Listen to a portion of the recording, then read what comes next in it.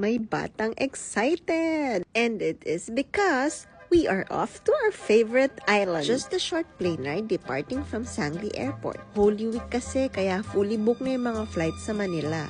Kaya naman sa Cavite na kami napadpad. And after about 30 minutes, we finally landed at Balising Island. 10 taon na kaming member. At kahit every year kami pumupunta dito, hindi nakakasawa. Napakaganda. Ang sarap pa ng food. Parang wala ka sa Pilipinas.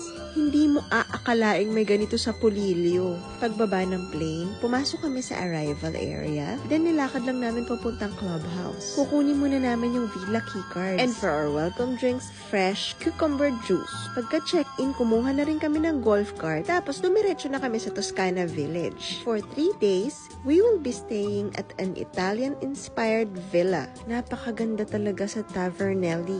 Bukod sa malapit kami sa pool, beachfront pa. At tignan mo naman yung napakagandang view from our balcony. Magpapa-thank you Lord ka na lang talaga. Siya, masyado na mahaba to. Sa next video na yung room tour ha. Bye!